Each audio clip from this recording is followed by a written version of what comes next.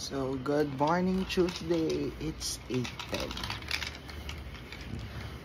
Yung maagang alarm. Alas 8 pa rin. Hindi kayang bitawan ng 8 hours of sleep kahit anong mayari. At pupungay-pungay ko naman. But now I'm preparing para mabuhay na ako ng loob. May kape na ako. Saan ko nilagay? So, I have for today's agenda. Pumunta sa school ng mga 11 ako. I'm just waiting for my 10 o'clock interview. Diba nakikisabay talaga kung kailan exam, saka nagtatawagan ng mga employer na in-applyan mo na a month ago or something. Tapos ang hassle pa yung pagtulog ko na naman, kaya ako laging pagod kasi hinanaginip ako. So pag tumatakbo ako sa panaginip ko, as in ramdam ng katawan ko, so pagod, kaya hindi ko kayang gisingin yung totoong alarm. So kung nag-alarm ako ng 5:30 or 6 o'clock o nun, nung ko lang marirealize na ay, naginip pala ako, pagod ako, so I still need to snooze and all. And of course, blue na naman ang susuot ko. I have this long sleeves na syempre galing na naman sa thrift shopping. So yun lang. Hindi na ako nakapag-libro kahapon. So pag uwi ko, diretso tulog ko. Konting edit lang ng videos para naka-compress na siya. And then ayan, so this is me and finals. At magkakaalaman pag nagbukas na lang ng grades. So nagdasal na tayo today. Nakapagbasa na tayo ng mga konting, isang tama ba? Isang verse. At ito ay numbers. So, may kinalaman. We're all talking about numbers. How many people na 20 years old and above ang pasok sa banga para makipag-war? So, that's chapter, tama ba? Chapter 1. Ay, kung ano man yun. Basta, tama pala. Chapter pa ang tawag dyan. So, chapter 1. So, yeah. Hope it's a sign kay Lord, kayo na pong bahala. Isama niyo po ako sa mga makakapasok sa pasado. Not just for Oblicon, but for all my 5 subjects. This finance, whether I take the exam or not in some others. Kasi, dalawa yung exempted. So, but anyhow, good morning. And that's the way it is. Okay, so clothes ready. And so, dito long sleeve and a slacks with some jacket. And then, body check, pack. Yung kinain natin kagabi, natunaw na. So, anong agenda for today? Magpa-pretty. Para yun lang ang ambag natin sa lipunan. Sana tayo magle-level up ng skills kapag second year na. So, ano ba? Heading for shower na. My gosh, hindi talaga ako ready. So, napanaginipan ko pa. Magtatrabaho na lang ako sa amin, sa munisipyo. Na 3,000 lang daw ang sweldo na job order. Tapos sabi ko, oh my gosh, no, cuz, tita, hindi pwede. Kasi, pang skincare ko pa lang yun, kulang pa yun. So, I'm not sure what will that mean. Do we have the gift of interpreting dreams? Kailangan ko bang bumalik ng probinsya para mas maging masaya ang buhay ko? Kailangan na bang magpaka-simpleng buhay? Or papasa pa rin? Papasa tayo kasi tamad man tayo, may jutak naman ako. Di ba, Lord? Hindi lang talaga match na mas priority ko yung mga ibang ginagawa sa buhay for now, na hanggang ma-resolve ko yung mga problema. Sa bagay, law school can wait, char. Pero we'll see. Malay mo naman, matapat yung mga tanong na, how to resign the contract, what are the elements of the contract, tapos is it ratifiable, can you reform it, or ano pa ba? Is it void? Is it voidable? Tapos, di ba, parole evidence, best evidence rule, tapos mga stipulations contrary to law, the force of law is what's on the contract, Kembler. Mali mo, makasagot naman tayo. So, i-increase natin yung 23.5 to 28% na readiness natin. So, I still have time. 5 o'clock ata yung ano ko. Yeah. No, it's 4:30. So, kung nasa school ako ng 11, 12, 1, 2, 3, 4. I have 5 hours to watch YouTube videos. Kaya dapat maligo na para party rockets in the house tonight. Okay, so it's 8:41. Meron ako 1 hour and 20 minutes to prepare. So, ang atake natin today ay manood ng YouTube video. Habang gumaganap sa CR. Tapos, syempre, speed natin ay 1.5. Pakap. O, ganon. Okay, so ayan, fresh from the bath. And I have 30 minutes before my Zoom interview. So, gusto ko tong magiging work na to because it's a training program. And after ako nila i-train, mag-e-exam ako and certification. Tapos, it's my road for a high income using my medical skills knowledge. So first, we have our toner. Pero nag-moisturizer na ako sa restroom kanina. So, it's extra special today. It's my first day of exam for finals. And ang goal lang natin ngayon ay maging mabango, malinis, masarap, ganon. So yung pagiging matalino, i-give na natin sa mga deserving, doon sa mga nag-aaral, yung tipong alas 4 pa lang na madaling araw, gising na para mag-aral, hanggang alas 12 ng hating gabi. Pero tayo, wala. Matulog at maging matakaw. So, nakain ako. 3 wash and then, nakuha ko pang mag-scrub. So, ayan, para mamaya plakado tayo. Yun ang agenda natin kasi, syempre, face-to-face exam, you meet people, andun yung mga crush mo. So, kailangan makita ka nila, maayos ka. Sabi mo, parang prepared naman yun, parang confident. O, dinaan sa confidence. Pero sa totoo lang, walang isasagot. So, sunblock with anti-redness kasi nag-shave ako. So, baka mamaya may irritation. So, this is with Sika. So, that's good. Lalo na kapag meron ka mga blemishes and all. So, ano ba? Today, mag-e-errands muna ako bago ako pumunta sa school.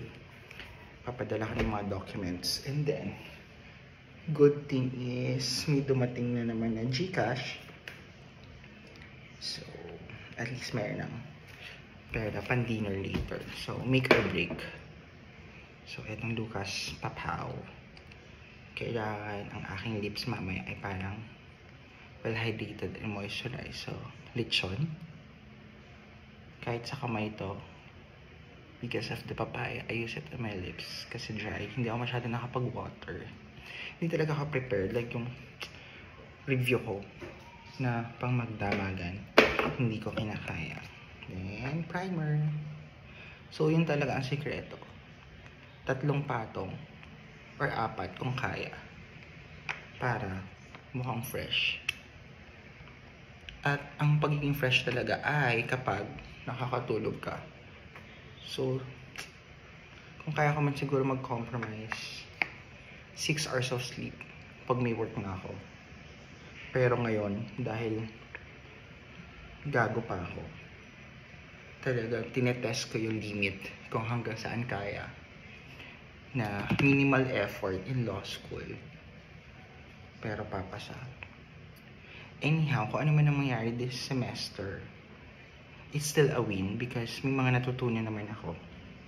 And then, lalo na yung mga activities ko sa school, doon, naging happy ako. So, kung nagbayad man ako ng tuition for this sem, that's for fun. That's for the adventure and memories, networking. Saka, pasado naman ako dun sa isa kong subject. So, thank you to my gender prof. Kasi, hindi na naging pahirap yung subject na, totoo naman, basahin mo lang yung book. You will learn from it naman. Kaya, depende din talaga sa style ng prof kung paano. So, hindi naman auto-pass kasi yung iba din naman nahihirapan pa rin. Pero at least, diba, yung study time mo in one day, hindi kinakain ng isang subject lang. Lalo na kung hindi naman siya bar subject. So, I appreciate those type of educators who really parang pinag-isipang mabuti yung kanilang teaching style na hindi pa hirap sa estudyante. Dahil pare-pareho namang nagdaan sa law school na may mga subjects talagang heavy readings and all. Parang may kulang pa, yes. So, nakakailan na ako. Primer, sunblock. So, diba? Nakakadalawa na. And I'm gonna finish that one. So, parang cheekbone talaga natin, alagaan natin. Dahil yun na lang nagpapapayat sa atin. Tapos yung hairline. O, diba? Hindi talaga ako marunong, pero yun yung mga nakikita ko. At dahil siya, I need to move some here. Wait lang, anong oras na? Time now is 9:35. So, hindi ko alam kung yung interview ko sa Zoom mamaya ay naka-on cam. So, dapat prepared na ako for that. What pa ba? Excited ako umuwi for the election kasi iboboto ko yung mga kakilala ko at yung kandidato namin.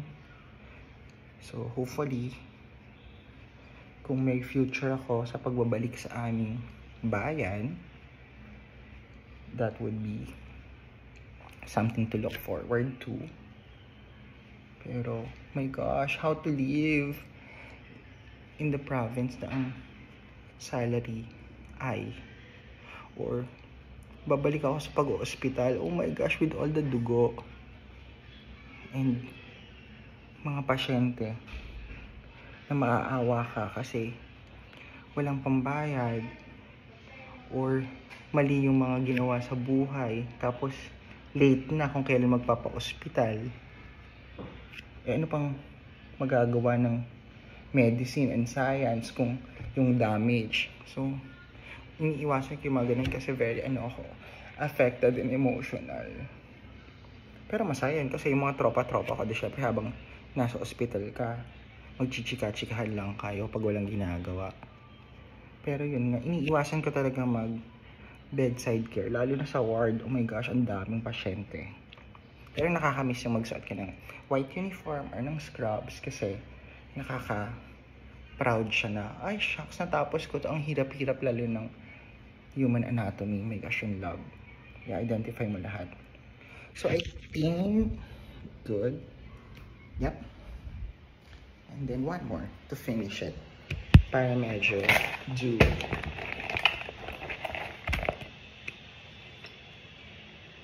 So, what's our agenda for today?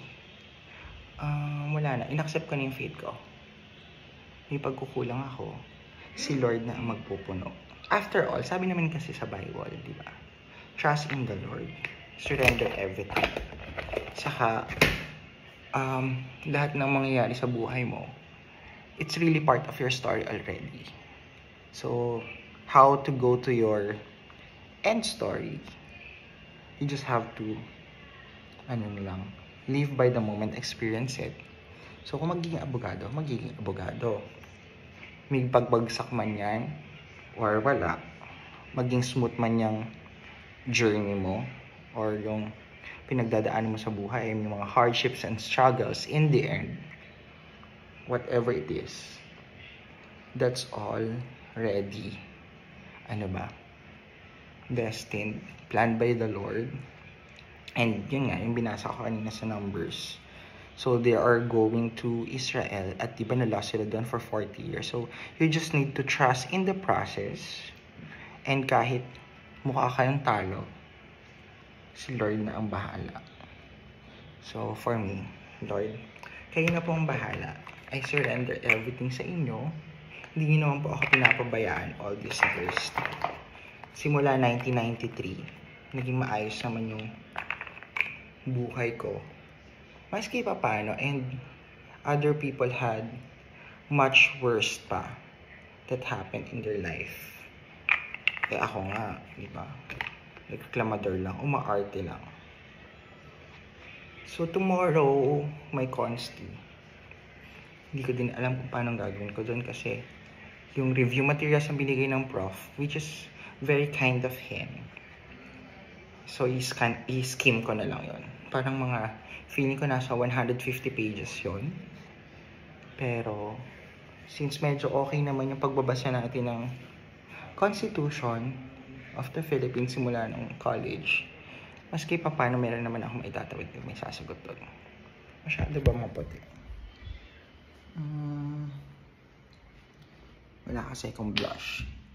Pero, para lang matakpan yung mga ano natin. Pores and our wala naman tagyawat. So, thank you, Lord. Tagal ko na din hindi nagpapafacial. So, mahalaga talaga.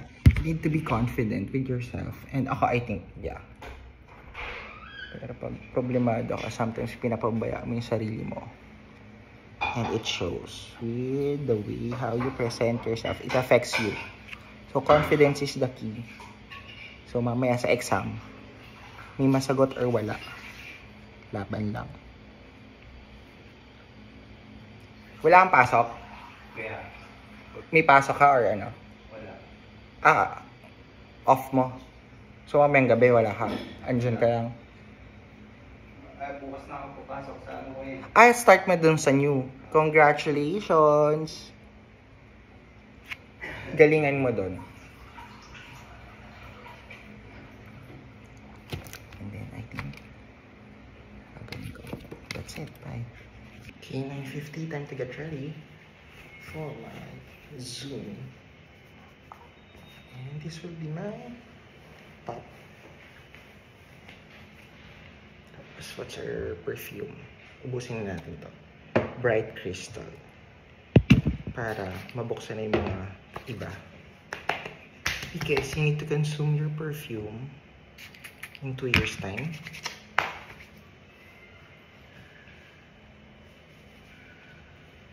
And one more. Para i-double layer natin yan mamaya na. Paris Hilton. Okay. So, we've got our accessories on.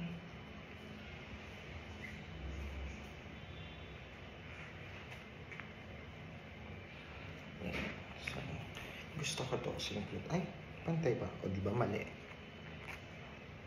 Hindi pantay. Mali ako ng pagkaka-butones. Ayan. So, kaya ko to binili. Dahil dito, sa print na yun. So, time to log in. Kasi dapat 5 minutes before the interview, ay mag-log in. Gmail. Ay, ano nangyari? Tayo mapindot. Gmail. Kasi nakaharang naman yung ano. Babay na nga. Wait lang. So, yan. Login into Zoom. 7 minutes.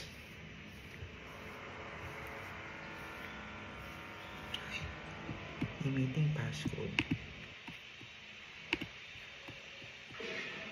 Meeting ID. Okay. Alam mo talagang ang pag-aon sa buhay ay nasa mga BPO. So, join.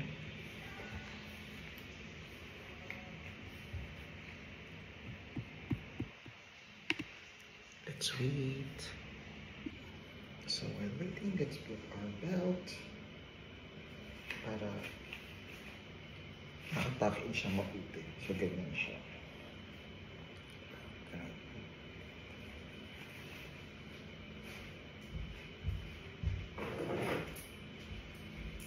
Anything for the legs, kaya yun po ba siya. Kahit wag na siguro. So skip na to. Hindi na tayo mag-BBSM. Char. Pero dito siya.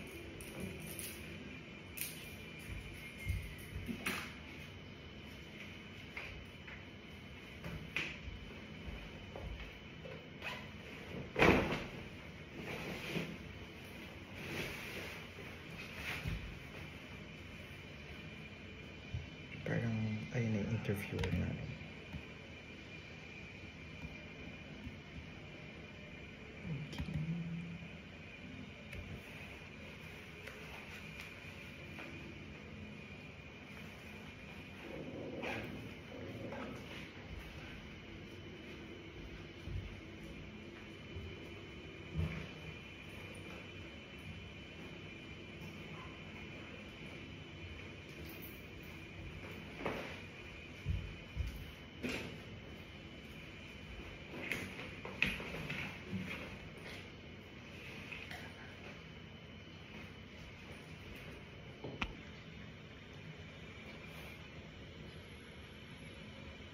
Sure, thank you.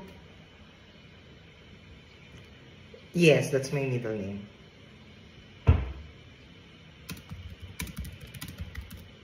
Oh, good morning.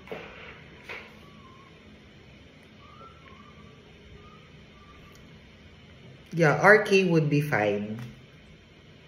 Yes.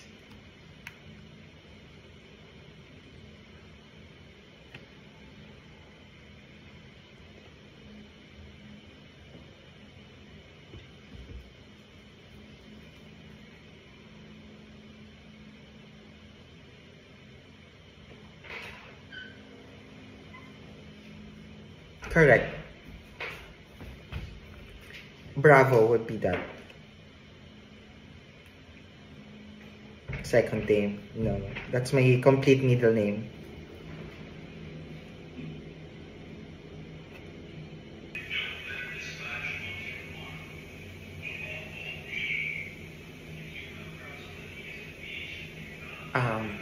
No, it's just these few weeks that I've been applying online for a full-time work, and I chance about this type of works that's related to my nursing background. So since I'm also a medical coder and had 3 years experience in the hospital but following PhilHealth or local insurance, so I'm well aware of this type of work. That's why I'm applying for.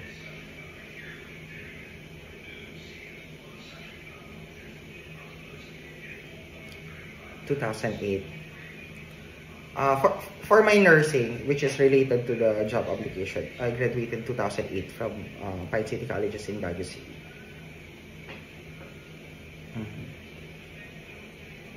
Okay, interview's done, and I have to cut it short because sinabi agad yung salary package offer. It's unknown already. Parang 40% siya na mababa from the salary that I need to survive in law school. So, it's enough for me. Kaya, yun ang problema. You need to find work na suits your schedule, suits your lifestyle. Ayan, ako na-shutdown ko ng laptop. Hindi, error naman ito. Plus yun na. I need to recertify myself for medical coding. Kung gusto ko ng magandang salary. Problem is, that would cost me around 30,000 for the exam, and then for the books, $800 to $1,000. Shit! Pang-enroll na yun. Panga naman kasi ako. Hinayaan ko ma-expire yung certificate ko. Pero, hindi siya okay. Pero, ang mahal kasi ng annual membership, parang 12,000 to 15,000 per year. Tapos you have to attend seminars and trainings para may bayad din.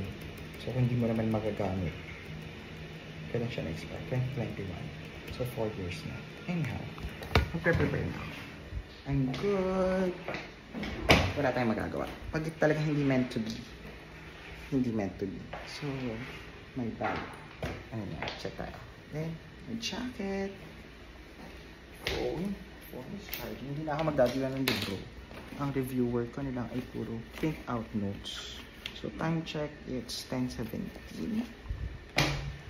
May iwan ka sa kwarto. So, patayin ang mga extension cord. Candy. Okay. So, last spray natin. Kailangan mabango para ma-share na ako. Okay, bye room. Lord, di ko nang bahala. Laban na to. Look at the shoe. Look, I'm wearing. So cute. Look at it. Ayan ba? Hindi kita. Ano siya? Parang tela na may printed design. So, bukan natin. Sana yun lang. Bye. Okay, this is it. Wala nang atrasan. At wala na rin namang magagawa pa. So, off the school, 10:30. Nandun ako ng 11. Tapos, laban na. Kung ano man, diba? At hindi ko pa din alam kung anong oras ang aking exam proper. So, I just have to check. And, I'm feeling meh. Wala talaga. Pero yun, 24%. So, kung dadamihan natin, mga later, pag nag-review pa, magiging ano siya, mga 33% confidence rates na may maisasagot. At the rest, prayers na lang talaga. At ayun na yung jeep, kailangan habulin. Okay, so 5 hours before first exam. Papaka-busy muna tayo na gumawa ng pera at i-deliver yung mga done transactions natin. Kailangan na siyang maipa-LTC para wala na akong problema at hindi na ako kinukulit ng mga clients na nasa na po ba. Parang hello, wait lang po, busy po, nag-exam po, hindi makapag-wait. Nasend naman yung ay nako.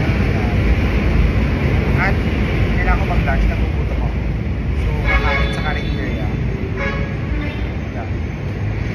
Punta ko sa Starbucks. So, yeah. Bye. Okay, another busy day for Racket. I-pick up lang ang documents para gawing kaperahan. Bayad na yun. So, hindi ako motivated kasi nagastos ko na. Right? So hopefully ay dumami pa, makahabol pa for this week kasi bigyan na pa ako ng election day. So may akong ganap ng May 24-25. So I need funds for all mga ganap. So hopefully magtawid lahat ng mga kliyentes.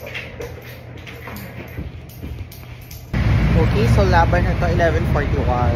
Walking papunta sa school. And I think magla-lunch ako sa cafeteria. Wow. So, ano, masarap ang ulam. Mga 2 cups of rice. And I bought my coffee ko brown para buhayan yung loob natin hanggang mamaya. Yun lang ang ilalaban natin. Hopefully, sana maging celebratory dinner para naman sulit ang mga frustrations, hardships. Sana talaga yung mga lumabas. Hindi ko alam kasi parang 10 multiple choices lang eh. Sana masagot tayo doon. Kahit mga 8 out of 10 multiple choices. So talagang gagamitin nila ng test-taking strategy, how to identify mga distractors, elimination of 2 wrong answers para 50% chance of winning the correct one. And hindi ko talaga alam kung paano ko pagkakasya. So 4 hours to review. Sana may saksahan sa library para hindi lang tayo saksahan ng ganda at saksahan ng sexy. Hindi saksahan tayo ng laptop. Yun lang.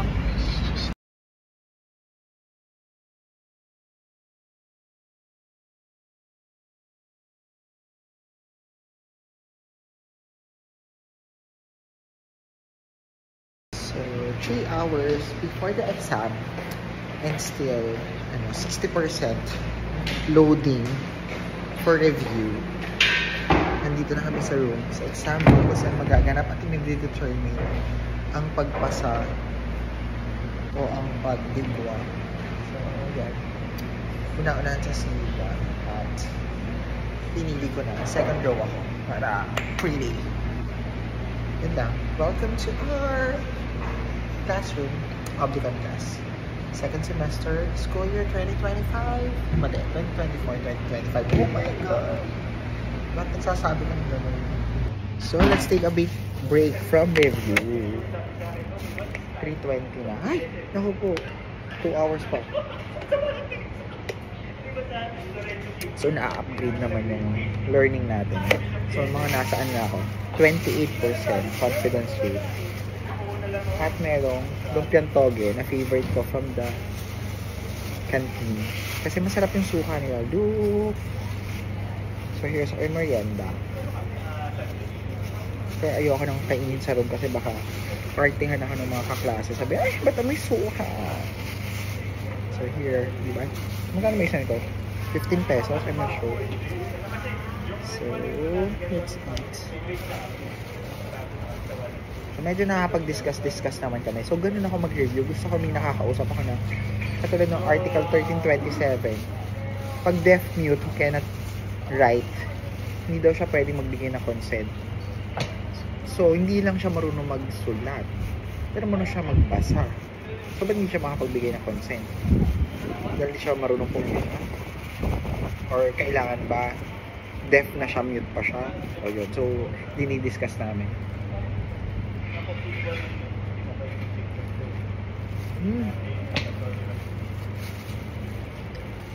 Grabe, ang sarap talaga ng suka nila. Tingin ko niluluto nila yung suka with sugar. Kasi perfect yung yung what do you call that? Hindi naman basta hindi zest yung zang or whatever, yung pagiging acidic niya, ang perfect, ang sarap. Look at it, yummy.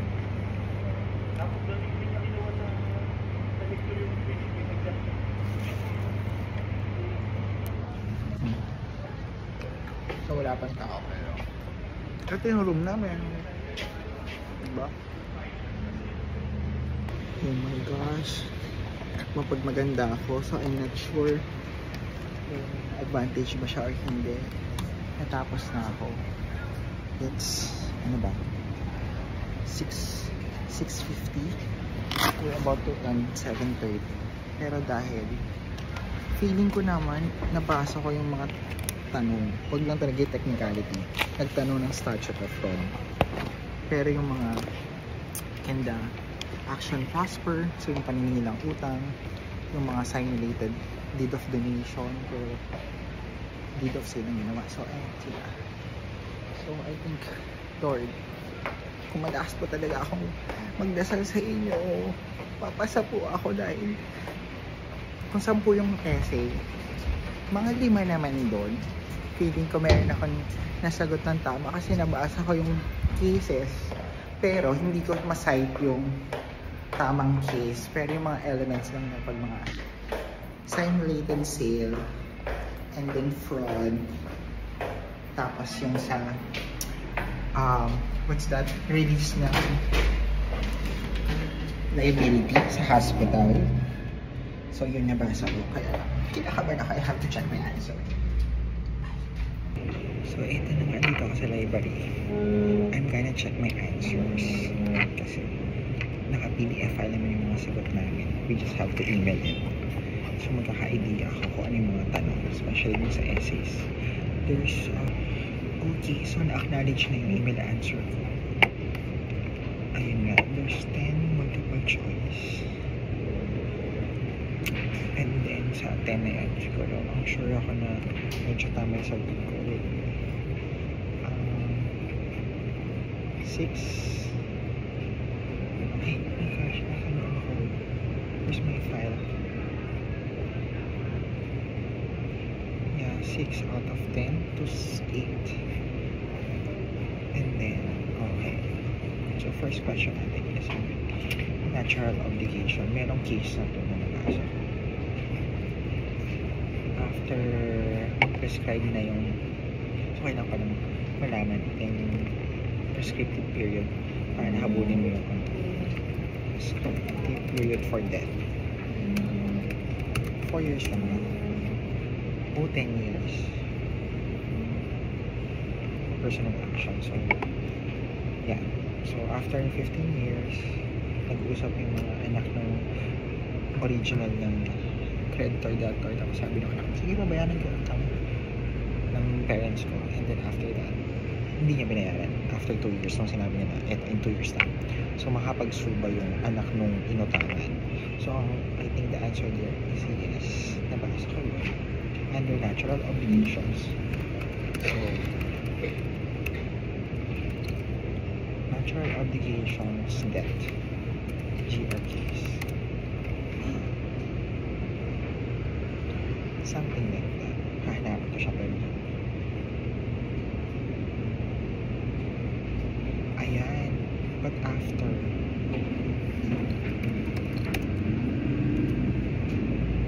after voluntary fulfillment by obligor.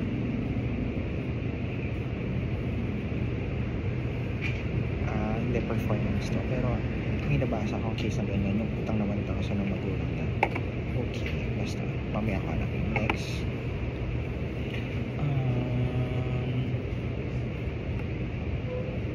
Sale of property. Pero walang bayad na nangyari. So instead ng deed of donation, ginawa is deed of sale dun sa anak nila. Deed of sale instead of deed of donation.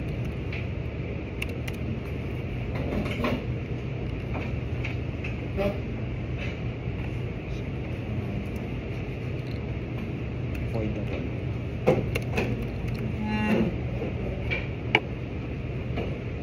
Okay, it's voidable. Okay, so tama naman sinabi ko. Ay ngayon, kung voidable siya,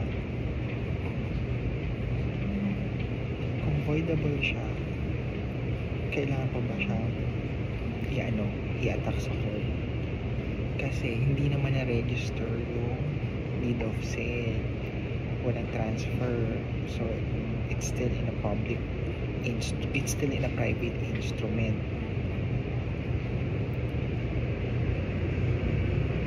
So, walang proof na nagbayad. So, wait, simulated. What is a simulated sale? Yun ang sinagot ko.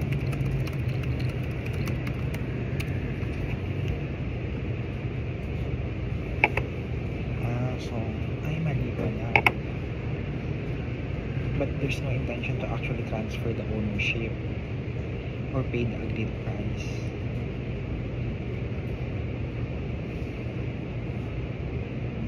No price consideration.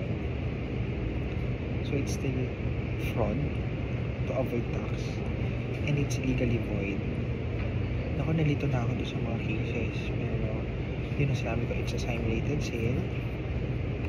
And then, kasi hindi naman nagbayad yung anak. Tapos hindi na-register sa Register of Deeds. And then, okay. Authorizing to sell yan. What contract to authorize agent to sell? Ayun pala, contract of agency to sell ang tamang term. You're authorizing someone else to sell your maybe property. At hindi ko nilagay ng special power of attorney. Ang nilagay ko ano yung contents. Oh my gosh, but it's contract of agency to sell. That's the... Tapos ano bang element to na nakasulat doon? Yun ang nilagay ko. Hindi ko nilagay sa owner at yung pangalan ni agent. Pero binigay ko yung specific authority to sell. Ano yung price and ano yung description, magkano yung commission, the validity, how long, yun, medyo yun. na kung ko yun, kung i-consider. That's nice. It's number 4. Now, kapag daw sa employee, so syempre, contract of employment. So, contract of employment. Elements.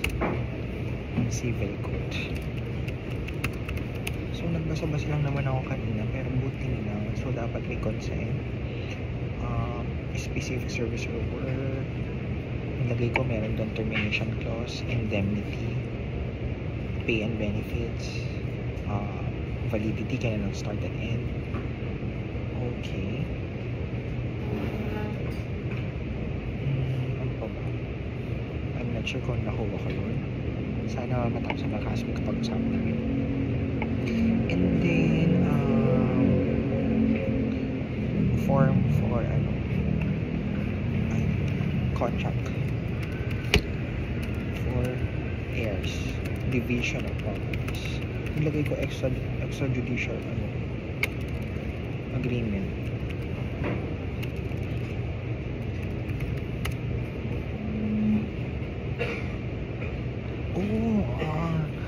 The correct term is partition agreement.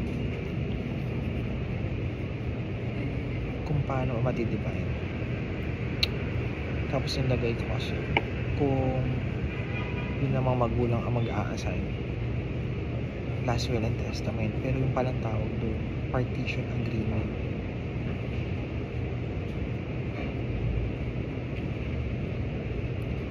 Ayan, or extrajudicial settlement of state. Oh my gosh, anong nilagay ko? Extrajudicial. Basta nilagay ako extrajudicial. Ay, teka, ba't hindi ko binabasa? Ang sagot ko ay notarized extrajudicial agreement among heirs how the property will be assigned, divided, and percentage sharing. Pwede na siguro.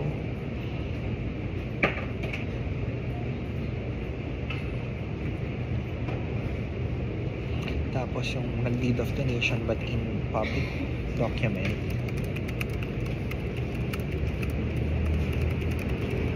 Hindi mo mako-compel yung nag-donate.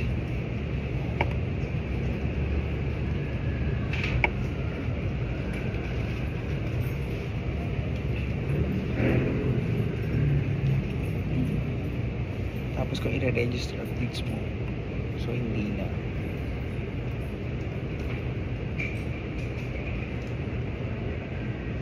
Okay. Ayan, civil code pala. Article 748, Article 749.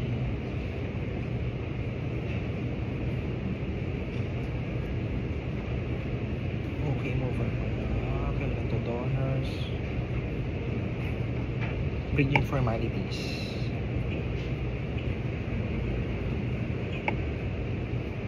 For immovables, the execution of public instrument accompanied by the notice acceptance o deed of acceptance. So, dahil hindi mo makakompel.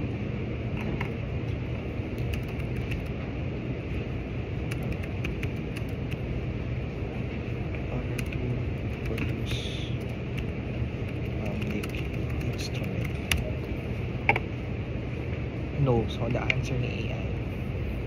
A donee cannot compel a donor to produce a public instrument for a deed of donation that was initially in private document, especially if the donation is immovable property. So, tama ako. Philippine law requires donation of immovable property to be in a public instrument. Okay, so I'm from my 33% confidence rate kanina. Ayan, nasaan na ako? Mga 57. Tapos, for the lease of land, exceeding in 1 year's time, it should be in a public instrument also. So, lease of property exceeding 1 year, public instrument. Okay, in the Philippines, a lease agreement for property exceeding 1 year must be in writing and for enforceability should be notarized. So, hindi ko alam. Ayan. An agreement for the leasing for a longer, so may GR, pero an agreement for the leasing for a longer period 1 year or the sale of real property or interest in such agreement is invalid unless the authority is in writing. Hindi, iba naman to. Pero kailangan siya in writing. That's Article 1358 and 1403. Okay. So, tama naman ako dahil hindi ko lang talaga nasa site yung tamang article. So, lease. It's Article 1403. It should be in writing. And Article, so tingnan na natin. Article 1403.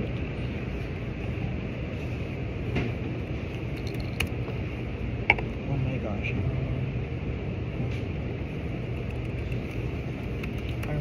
I want to celebrate na agad. Gusto kong kumain.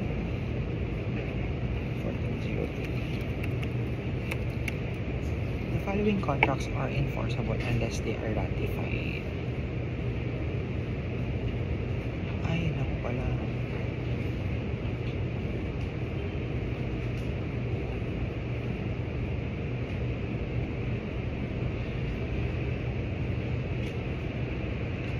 Okay, an agreement of leasing.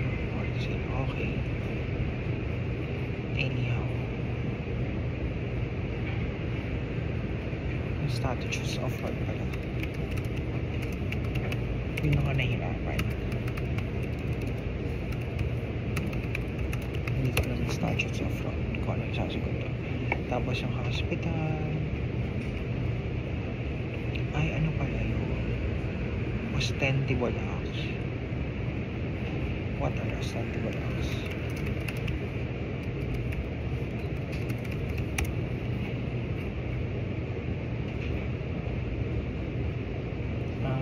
Appear to be genuine or not.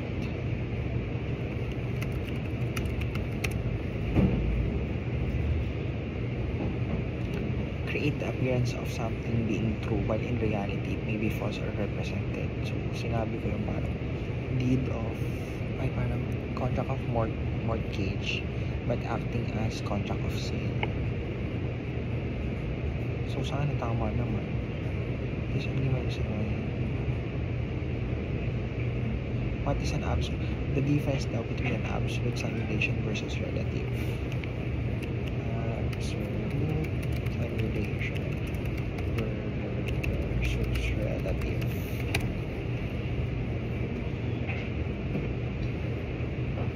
So, ayun. So, yung absolute, yung nagbentahan ka pero hindi naman talaga matatransfer yung ownership. So, tama ako doon. Because sabi ko, we don't want to be legally bound to it. Wait lang, what's my answer? An absolute simulation is making it appear that the deed of sale or contract was indeed processed, but without the parties wanting it to be legally binded by it or fulfill their roles. While a relative simulation is making the contract to appear as something else in feature and application, like for a contract of mortgage functioning as a contract of sale. So, yung explanation ko.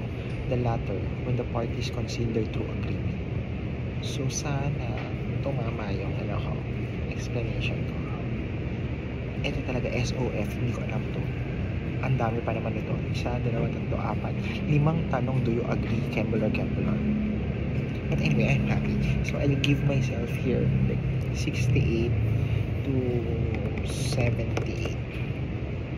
The way I answer, may laman naman. So, may pag-asang pumasa. So, surprise na talaga. Pero, thank you Lord na yung ni-review ko, yung mga nabasa ko, pumasok sa mga. So, now, it's time for me to review for constant. Na nakita ko pa yung prof ko kanina. Chinilfa ko pa siya. Nag-CR pa. Tapos, nagbatian kami. So, I'm not sure it's a sign. But, I'm happy. I'm happy to be with your performance. So, yes, positive lang tayo. Papasa, at magiging maganda yung resulta. Amen. Okay, so I'm here in a celebratory mood with our classmate and our ano na ba ang tagline mo sa law school? Do you accept na ba the everyone? Ayun. So, ang aking dancing body. Ako, ang friend ng lahat. Siya. So kumakain kami dito at nag-discuss kami ng mga sagot-sagot, diba? So here's our order. Deserve natin to kasi nahirapan kami. Manifesting. Ipapasa tayo ni attorney.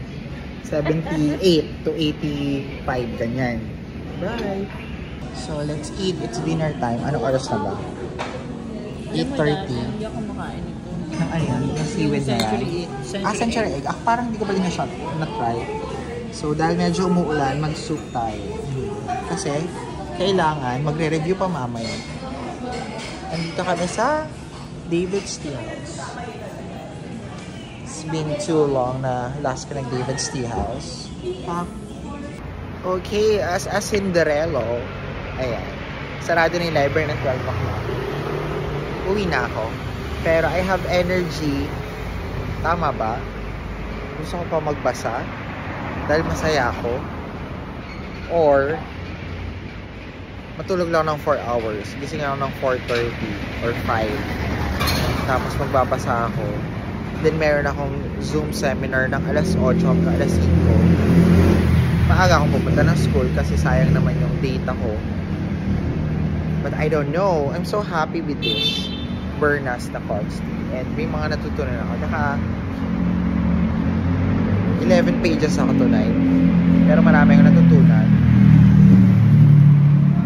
Pero i-print yung primer na binigay ni Prof. So, we'll see. I'm just waiting for my angkas. And yeah, it's a productive day. I'm happy. At alam ko na kung bakit successful ang araw na to. So, gagawin ko ulit siya mamaya. Kasi, thank you Lord talaga. Yun lang. Bye! Good night! Okay, 12:30. I just arrived sa bahay. At nakakuha ka ng Intel for our constant class na parang may specific topic na karamihan ng mga sagot or tanong ay nag-revolve lang doon. So for me, for us, for our section, my gosh, paano pag ganun? Bigla lang siyang mamili ng mga topic like double jeopardy, freedom of information, expression, religion, custodial something. I don't know. Eh, hello. Yung primer na binigay niya, 257 pages na PDF. So, bago ako matulog, 1 o'clock, I have to print all of that. So, kung 1 ako matutulog, gising ako ng, 4 hours of sleep talaga. Gising ako ng 5 o'clock.